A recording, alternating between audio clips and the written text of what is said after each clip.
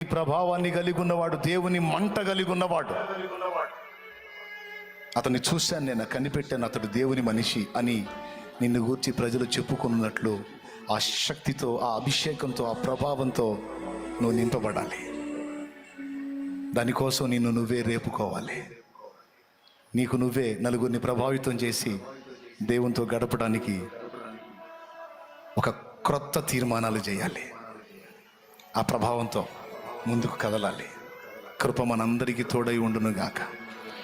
నీకు చెప్తున్నానా, నాకు చాలా ఆరాటంగా ఉంది అలా దేవునితో గడపాలని. గడుపుతా, నేను కూడా గడుపుతా, నాకు చాలా ఇష్టం. మొన్న కూడా పోయి వచ్చాను. ఇక్కడ నన్ను ఉన్నీరుగా ఏకాంత ప్రార్థనకి ఇక్కడ నన్ను చేసుకొని ఏడా చేసుకుని తోటలో కూడా చేసుకొని ఏదో ఒక మందిరం దేవులు ఆడుకొని పోతా. నన్ను ఎవరు గదిలిచ్చిన దగ్గరికి పోతా. మొన్న నల్లమల్ల అడవిలో ఒక మందిరం ఉంటే అందులో పోయా. ప్రార్థనలో గడపడానికి ఎంత బాగుంటుందండి ప్రార్థనలో గడిపితే. దేవుడి దర్శనాలు, ఆయన ఏం చేయబోతున్నాడో చూపిస్తాడు, ఆయన మాట్లాడతాడు, ఆయన స్వరం వినవచ్చు, ఆయన ముఖకాంతిలో అభిషేకం పొందొచ్చు, ఆయన ప్రభావాన్ని అనుభవించవచ్చు. అద్భుతమైన అనుభవాలు కదండి. ఎట్లండి మనం పై పైన ఉంటే అట్ట తయారు కావాలి. ఇప్పుడు కాదు నాకు అలవాటు. నేను క్రొత్తగా ప్రభులో కళ్ళు తెరిచినప్పుడే ఆయన సన్నిధే పిచ్చి, ఇక ఆయన పిచ్చే. ఈడేంద్ర ఏదో అయిపోయేటట్టున్నాడు అనుకున్నారు నన్ను చూసి. ఏదో అయిపోతాను అనుకున్నారు, కానీ దేవుడు ఏదో చేసేసాడు. దేవుడు నా పిచ్చి పనికి మళ్ళీ పిచ్చా, నా పిచ్చి యేసయ్య పిచ్చి, దేవుడి పిచ్చి అండి. ఎంత దీవెన కారణమైంది అది. లక్షలాది జీవితాలు వెలిగించబట్టడానికి అది కారణమైంది. నువ్వు కూడా అట్ట తయారు కావాలి తమ్ముడు, నా ఆశ అది. నువ్వు కూడా అట్ట తయారు కావాలి చెల్లెలా, అది నా ఆశ. మండాలి రా, దేవుని కోసం మండాలి, పరిశుద్ధాత్మతో నిండాలి. ఆమేన్, ఆమేన్. నా తండ్రి అలా మనల్ని చేయునుగాక. ఇందాక పాడిన చరణం పాడండి. అంతము లేనిది యేసయ్య రాజ్యము, అదే నూతన. ఆ తర్వాత లైన్, అరణ్య జీవితమే దానికి మార్గము, అపోస్తుల బోధ దానికి గుమ్మములు. అరణ్య జీవితం, అరణ్య జీవితం ఎవరికి వాళ్ళకు ఉండాలి.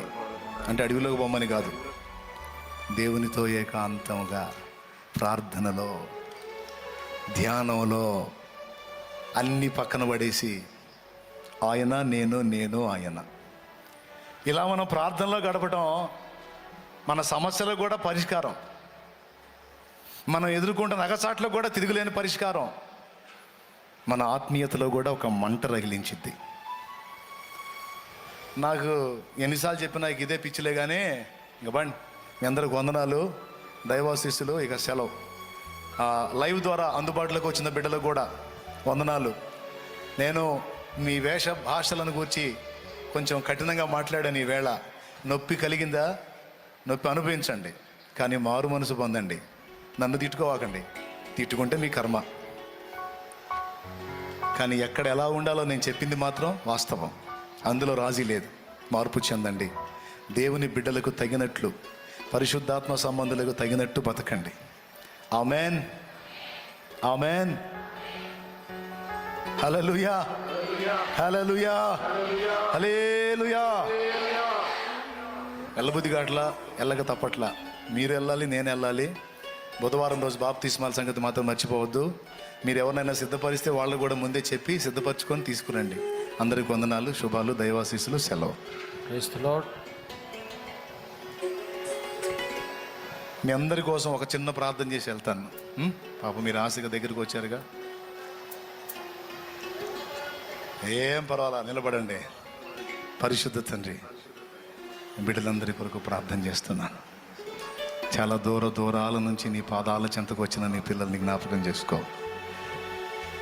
ఏ శ్రమలో వచ్చారో, ఏ సమస్యలో వచ్చారో, ఏ కన్నీళ్లలో వచ్చారో, ఏ కష్టాలలో వచ్చారో, ఏ వ్యాధిలో వచ్చారో, ఏ బాధలో వచ్చారో, ఈరోజు వాళ్ళని రెచ్చగొట్టావు, రేపావు, ప్రేరేపించావు, ప్రోత్సహించావు, నీతో అనుసంధానం అయ్యేటట్టు పురికొలిపావు. బిడ్డలందరినీ పేరు పేరు వరుసన దీవించి వారి దేహాల్లో ఉన్న సమస్త రుగ్మత యేసు నామములో తొలగించి మంచి ఆరోగ్యము, దీర్ఘాయువు, పరిస్థితులలో నుండి, ప్రతికూల పరిస్థితుల్లోంచి విడుదల దయచేసి బిడ్డలను ఆశీర్వదించి బిడ్డలందరినీ పరిశుద్ధాత్మ సంబంధులుగా, ఆత్మీయులుగా తీర్చిదిద్దు. వారి మీదున్న బలహీనతలు, రోగాలు ప్రభువా కొట్టివేయి, స్వస్థపరచు. సిలువలో నీవు కార్చిన రక్తము చేత బిడ్డలందరి దోషములు, పాపములు కడిగి వారు అనుభవిస్తున్నటువంటి శాపము, వేదన, రోగము వారిని వదిలిపోవునట్లు చేయి. వారు ఎదుర్కొంటున్న ఆర్థిక ఇబ్బందులు, అప్పుల బాధలు, కుటుంబంలో కలతలు, కేసులు, శోధనలు తొలగించి నీ సమాధానం బిడ్డలందరికీ పేరు పేరు వరుసన దయచేయమని, విశ్వాసంతో వారు తెచ్చిన నూనె నీ శక్తితో నింపి దాన్ని వినియోగించి ప్రార్థించుట ద్వారా స్వస్థత చేకూర్చమని, స్తుతి మహిమ ఘనత నీకు చెల్లిస్తూ తిరిగి వెళ్ళనై ఉండగా మార్గాల్లో తోడై ఉండి కృప చూపమని యేసుక్రీస్తు ప్రశస్త నామములో ప్రార్థించి వేడుచున్నాము తండ్రి. అందరం చెప్దామా? ఆమేన్. ఒక ముద్ద